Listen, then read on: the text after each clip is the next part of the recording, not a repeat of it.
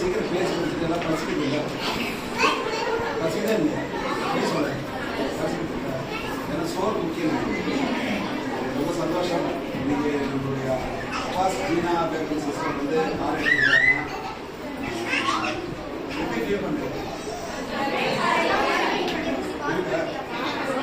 ஆக்சுவலாக எனக்கும் நெட்வொர்க்குக்கும் காருக்கும் நிறைய ஒரு ஒற்றுமை இருக்குன்னு சொல்லலாம். ஏன் அப்படின்னா நான் ஒவ்வொரு நெட்வொர்க்குள்ள போகும்போது எப்படி போயிருக்கேன்னா வெஸ்டீஜ் வந்து கிட்டத்தட்ட வெஸ்டீஜுங்கிற ஒரு கம்பெனி நான் பண்ணியிருக்கேன். அதில் என்னுடைய அப்ளைன் வந்து அந்த பிஸ்னஸ் ஜாயின் பண்ணுறது எனக்கு கூப்பிட்டாரு. பட் ஆனால் நான் போகல. ஒரு வருஷம் 1.5 வருஷத்துல அவர் ஹோண்டா சிட்டி கார் வாங்கி ஒரு நாள் ஃப்ரைடே அன்னைக்கு நான் என்னுடைய ஸ்டுடியோவில் இருக்கேன். எதிர்த்து வந்து ஒரு புது கார் நிற்குது. ஓகேவா, சரி நான் கஸ்டமர் தான் இறங்கி வராங்கன்னு பார்த்தா உள்ள இருந்து இஸ்மாயில் என்னுடைய ஃப்ரெண்டு வந்து இறங்கி வந்தார். எப்படி காரில் வராரு அப்படின்னு எனக்கு தோணுச்சு. அதுக்கப்புறம் வந்தோன்னா எங்கிட்ட என்ன கேட்டாருன்னா நம்ம கடையிலேருந்து ஒரு 10 நிமிஷம் தள்ளி மசூதி இருக்குது. ஸோ அதனால வந்து சாமி நான் வந்து நமாஸ்க்கு வரணும், வண்டி புது வண்டி அவங்க நிறுத்தினா யாராவது ஸ்க்ராட்ச் பண்ணிடுவாங்க. ஸோ நீங்கள் எப்போ ஆஃபீஸ்க்கு வரீங்கன்னா நான் 3 மணிக்கு வருவேன். எந்த நாளும் நான் வந்து கடையை சாப்பிட மாட்டேன். ஆனால் அவங்க வந்து நான் கடையை க்ளோஸ் பண்ணிவிட்டு நான் போனேன். அது போகும்போது எனக்கு அந்த ப்ராடக்ட்டை பற்றி ப்ரொடக்ஷன் எல்லாமே சொல்கிறாங்க. என் மைண்டில் எதுவுமே ஏறல. எனக்கு ஏறினதெல்லாம் ஒன்றே இந்த மைப்பில் கார் வாங்கிட்டாரு. இதே மாதிரி நம்ம வாங்கணும். ஓகேவா, அந்த ஒரு காரணம் தான் நான் அந்த பிஸ்னஸில் போனேன். அதான் ஆயிடுச்சா. அதே மாதிரி தான் நாகூர் நம்மளுடைய சுரேந்தர் தம்பி வந்து ஜாயின் பண்ணிக்கிட்ட ஒரு 5 மாதம்னா பலகாரமாக வந்து என்னை பார்க்குறாரு. நான் வந்து போகவே இல்லை. அதே மாதிரி ஒரு நாள் ஈவினிங் வந்து நான் சுழியாக இருக்கேன். வந்து ரெட் கலர் ஸ்விஃப்ட் கார் வந்து இருக்குது. நானும் வரணும் போல கஸ்டமர் தான் போல இருக்குன்னு பார்த்தா உள்ள சுரேந்தர் எப்படியானா இந்த பிஸ்னஸில் ஒரு 5 மாதத்தில் ஒரு 15 லட்ச ரூபா சம்பாதிச்சுன்னு சொன்னாரா. அதான் நீ எடுத்துக்கிறது நான் சொல்ல வரேன்னா இந்த உலகத்துல எல்லா பொருளுக்கும் உயிர் இருக்கு. ஒரு ரத்த நாளம் ஒரு சதையுள்ள எனக்கு வந்து பல காலமா தெரிஞ்ச அந்த நண்பர்கள் சொல்லி நான் கேட்கல. ஆனா ஒரு பொருள் கார் அப்படிங்கிற ஒரு பொருள் என்னை வந்து பிசினஸ்ல கன்வெர்ட் பண்ணுது. புரியுதுங்களா? ஸோ அதனால இன்னைக்கு இந்த பிஸ்னஸ் வந்து இந்த பிஸ்னஸ்ல வந்து ஜீனா சிஸ்டர் வந்து கார் எடுத்துருக்குறாங்க அப்படின்னா இந்த கார் வந்து யாருக்கு? அவங்களுக்கு. ஆனால் இதெல்லாம் நம்மளுக்கு என்னது? இதெல்லாம் நம்மளுக்கு ஒரு பாடம். ஓகேங்களா? இதை காமிச்சு இதை சொல்லியே நீங்கள் வந்து பிஸ்னஸ் பண்ணலாம். இன்னைக்கு ஆக்சிஸ் இந்தியாவில் நாங்கள் முதல் டே 1 வரும்போது எங்களுக்கெல்லாம் சொல்றதுக்கு எதுவுமே இல்லை. ஆப் இல்லை, ப்ராடக்ட் இல்லை, அச்சீவர்ஸ் இல்லை, இந்த மாதிரி கார் இல்லை, இந்த மாதிரி ஆஃபீஸ் எல்லாம் இல்லை. ஆனால் இன்னைக்கு எங்கேயோ இருக்கேன் நான். சென்னையிலிருந்து இன்னைக்கு எனக்கு இவ்வளவு சொந்தங்கள் வந்து இங்கே இருக்காங்க அப்படின்னா இந்த ஏரியாவில் ஸோ இனிமேல் தான் வந்து ஆக்சிஸ் இந்தியா இன்னைக்கு போயிட்டு இருக்கிற வேகத்துக்கு இதுக்கப்புறம் வந்து நீங்கள் பிளான் எல்லாம் கொடுக்கணுங்கிற அவசியமே இல்லை. பிளான் எல்லாம் கொடுக்கணுங்கிற அவசியமே இல்லை. இருக்கிற சூழ்நிலையை சொன்னீங்கன்னாவே போதும். வெளியில் இருக்கிற சூழ்நிலையை சொல்லுங்க. நீங்கள் ஆக்சிஸ் இந்தியாவில் ஆல்ரெடி இருக்கிறவங்களே எந்த அளவுக்கு சக்ஸஸ் ஆகிருக்கிறாங்கிறத சொல்லுங்க. அதை சொல்லி உங்களுடைய கான்ஃபிடென்ட், உங்களுடைய வேகம், உங்களுடைய எனர்ஜி காமிச்சிங்கன்னா போதும். இந்த பிஸ்னஸ் ஈஸியாக வந்து அப்கிரேட் பண்ணலாம். ஓகேங்களா?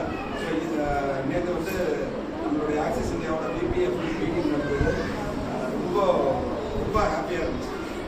என்ன அப்படின்னா நம்ம எப்படி என்ன சொன்னது கிட்டத்தட்ட ஆக்சிஸ் இந்தியா வந்து 5 வருஷம் ட்ரான்ஸ்ஃபர் இல்லையா?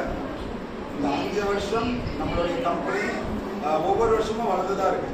ஸோ டோட்டலாக இந்த 5 வருஷத்தில் என்ன வளர்ச்சி அடைஞ்சிருக்கோ இந்த 2024 எண்டிங் அப்போ எப்படி இருக்கும்னா இந்த 5 வருஷத்தோட வளர்ச்சி மொத்த வளர்ச்சியாக இருக்கும். 2025 அப்புறம்லாம் வந்து பார்த்தீங்கன்னா இங்கே வந்து நம்ம போயிட்டு பெருசாக யாரையும் சொல்லி ஐடியா கன்வெர்ட் பண்ணுங்கிற அவசியமே இருக்காது. ஓகேங்களா? பிஸ்னஸ் வந்து ரொம்ப ரொம்ப சூப்பராக இருக்கும் அப்படிங்கிற அந்த ஒரு விஷயம் சொன்னார். அதுக்கப்புறம் வந்து இருக்கிற எல்லாருமே கேஒய்சின்னு சொல்லுவாங்க தெரியுங்களா? ஸோ உங்களுடைய ஆதார் பேனை வந்து அட்டாச் பண்ணுங்க. கம்பெனி வந்து 100% ஃபுல் அண்ட் ஃபுல் லீகலைஸ் பண்ணிட்டு இருக்காங்க. எல்லாருமே இனிமேல் வந்து பார்த்தீங்கன்னா அக்கௌண்ட்டில் தான் பைசா வர்ற மாதிரி இருக்கு. ஸோ அதனால எல்லாருமே அதை பண்ணுங்க. அதே மாதிரி ரீபர்ச்சஸ் எல்லாம் யாரெல்லாம் வாங்கிக்கலாம்? ரீபர்ச்சஸ் பண்ணீங்களா? ப்ராடக்ட்டு யாரெல்லாம் பண்ணீங்க? மற்றவங்கள யாரும் பண்ணல. இன்னும் பக்கத்து தெருவில் இருக்கிற அண்ணாச்சியும் பக்கத்து ஊரில் இருக்கிற சூப்பர் மார்க்கெட்டு தான் ஆல்ரெடி போட்டுருக்காங்க. வெளியில வாங்குற பொருள் அதே பொருள் இங்க வாங்கினா 500 1000 சேவ் ஆகுதுன்னா அப்ப இதுல கூட நம்மளுக்கு வந்து புரிதல் இல்லைன்னா என்ன பண்றது? வெளியில அண்ணாச்சி கடையில் அண்ணாச்சி நல்லா இருக்கிறத நம்ம போய் போடுவாங்க. ரொம்ப சிம்பிளுங்க. ஒரு நம்ம தெருவில் நம்ம வீடு பக்கத்தில் இருக்கிற அண்ணாச்சி கொஞ்சம் அவர் வந்த சூழ்நிலை வச்சு பாருங்க. அவர் புதுசாக கடை போடுறப்ப எப்படி இருந்திருப்பாரு? ஒரு வாடகை கடையில் இருந்திருப்பாரு, ஒரு பனியும் ஒரு லுங்கியும் கடையில் இருந்திருப்பாரு. கரெக்டா? ஒரு 5 வருஷத்துல ஒவ்வொரு பொருளையும் 1 ரூபா 2 ரூபா 5 ரூபாய் இவ்வளவுதான் லாபம் இருக்கும். அதை வச்சு ஒரு 5 வருஷத்துல ஒண்ணு அவர் இருக்கிற இடத்த சொந்தமாக்கிருப்பாரு, இல்லைன்னா அந்த ஏரியால சூப்பரா ஒரு வீடு கட்டிருக்காங்களா கட்டிருக்காங்களா இவ்வளவு பணம் இருக்குங்க. இவ்வளவு பணம் அந்த வியாபாரத்தில் இருக்கு. ஓகேங்களா? பட் ஆனா அது கம்மியா உழைக்கும். அன்னைக்கு அப்படி இல்லை. அந்த பணம்லாம் அவங்களுக்கு எப்படி போச்சு? நம்ம வாங்குற ஒரு 2000 3000 தானே அவங்களுக்கு 500 1000 சேவாய் வாங்கினாங்க. ஏன் அந்த காசை நீங்க சேவ் பண்ணுங்க? நீங்க சேவ் பண்ணல. ஆக்சிஸ் இந்தியாவில் உங்களுக்கு வேற ஏதாவது உங்களுக்கு தேவையில்லாத ப்ராடக்ட் எதுனா தராங்களா? இல்லை. அப்ப ஏன் அதுவே உங்களுக்கு புரிய மாட்டேங்குது? வெளியே கடையில வாங்கியிருக்காங்க இருக்கும். ஆப்ல வந்து ஆர்டர் போடுறதுக்கு உங்களுக்கு சிரமமா இருக்குங்களா? அப்படியா? இல்லை இல்லை. அப்படியே நம்ம அதை பண்ண மாட்டேங்கிறோம். ஸோ கொஞ்சம் ரெகுலரா மந்த் ஸ்டார்ட் ஆன உடனே கொஞ்சம் உங்களுக்கு என்ன பொருள் தெரியும். நீங்கள் என்ன 5000 வாங்கணும் 10000 வாங்கணும்னு இல்லை. 100 ரூபாய் கூட வாங்குங்க, 200 ரூபாய் கூட வாங்குங்க, 500 ரூபாய் கூட வாங்குங்க. உங்களுக்கு என்ன தேவைக்கோ முதல்ல அந்த பழக்கத்துக்கு வாங்குங்க. ஏன்னா அந்த விஷயம் அந்த பெனிஃபிட்லாம் உங்களுக்கு தெரிய மாட்டேங்குது. நாங்கள் இதுக்கு முன்னாடி பண்ண நிறுவனத்தில் வீட்டுக்கு வாங்குற பொருளில் எங்களுக்கு மாத கடைசியில் எவ்வளோ தெரியுமா லாபம் வரும்? 1000 ரூபாய்க்கு பொருள் வாங்கினோம்னா 20 ரூபாய் லாபம் வரும். அதையே நாங்கள் வந்து அவ்வளோ பேச சொல்லுவோம். இத்தனைக்கு யாரு அந்த கம்பெனியோட பொருள். ஆனால் இங்கே அப்படி இல்லை. எல்லாமே நம்ம டேட்டோட ரேட்டில் யூஸ் பண்ணுற அதே பிராண்டு தானே. அப்போ இங்கேயே நம்ம வாங்க மாட்டேங்கிறோம். கிட்டத்தட்ட ஒரு 30-40 பேர் இருக்கோம். ஒரு 4-5 பேர் தான் கேட்குறோம்.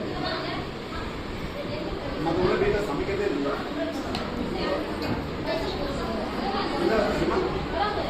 இல்லை வருஷத்துக்கு தேவையான மொத்தமாக வாங்கி வச்சுட்டோம்.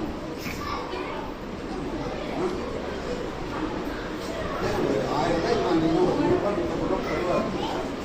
100 ரூபாய் 150 ரூபாய் எவ்வளோ பெரிய வெளியில் அம்பாடியெல்லாம் இருக்காதுல்ல. ஒரு சோப்பு அம்மாவுக்கு சோப்பு சேர் பண்ணுறாருன்னு வச்சுக்கோங்க. 35 ரூபா சோப்பு சேர் பண்ணுறாங்கன்னா லாபம் கிடைக்கும்.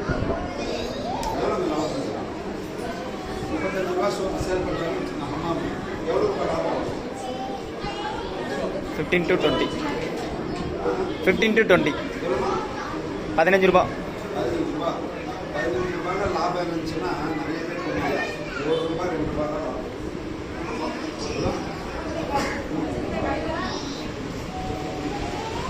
ரிலேஷன் அவங்க கண்டக்ட் பண்ணால் அதுக்கும் இருக்கு. அந்த இடத்துல கம்பெனியில் நிறைய விஷயம் பண்ணுவோம். ரெசார்ட் வரப்போகுது. அடுத்த வருஷத்தில் 25 ரெசார்ட் வரப்போகுது. அதுக்கப்புறம் ரியல் எஸ்டேட் பண்ண போகிறாங்க. சரிங்களா? அது மாதிரியெல்லாம் நிறைய விஷயம் இருக்குது. ஸோ கொஞ்சம் இந்த வருஷம் மட்டும் கொஞ்சம் புரிதலோட இருந்தே வச்சுக்கலாம். வேறு லெவலில் பண்ணலாம். இந்த வருஷம் ஓகேங்களா? இங்கே இருக்கிறதுல எப்படி பார்த்தாலும் ஒரு குறைஞ்சது ஒரு 5 பேரையாவது நாங்கள் வந்து கார் வாங்கிச்சோம்.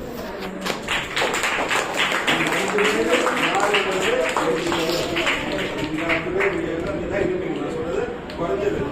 யாருங்கிறத நீங்கள் முடிவு பண்ணிக்கங்க. உங்களுக்காக என்ன லெவலில் சப்போர்ட் பண்ணுறதுக்கு நாங்கள் தயார் இருக்கோம். சார்பாக ஓகேங்களா? மற்றவங்களாம் ஏதோ சம்பாதிச்சா போதுன்னா அதுக்கும் நாங்கள் தயாராக இருக்கோம். ஓகேங்களா? ஸோ என்னங்கிறத கொஞ்சம் பாருங்கள். இதுக்கப்புறம் பிஸ்னஸ் வந்து வேறு லெவலில் போக்குவரத்து. ஓகேங்களா? எல்லாமே சூப்பராக பிஸ்னஸ் பண்ணுவீங்கன்னு நான் நம்புகிறேன். ரொம்ப நன்றி.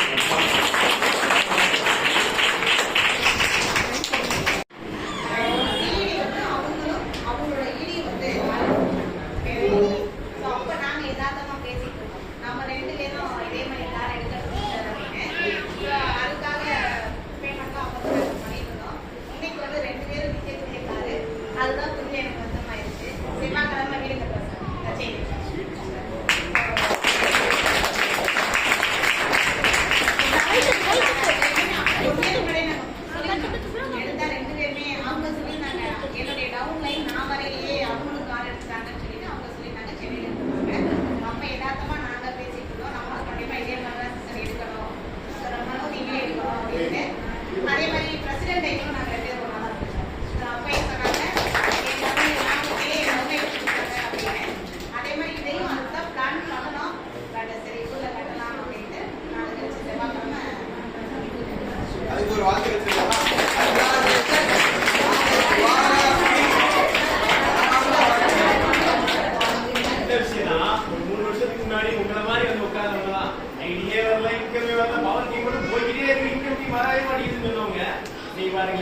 காது கல்யாணம் நாங்க எப்படி மாறிச்சு பாருங்க லைஃப் 3 வருஷம் இந்த இடத்துல உழைப்பு கொடுத்தோம்னா லைஃப் மாறுதுங்கிறது நாங்க பார்த்து இன்னைக்கு எங்களுக்கு மாறுது நாளைக்கு உங்களுக்கு காத்துட்டு இருக்கு 3 வருஷம் நல்ல 2 வருஷம் தான் அதிகபட்சமாவே உண்மையா உழைப்பு கொடுக்கு சரிங்களா எல்லாரும் சாப்பாடு எல்லாருக்குமே நன்றி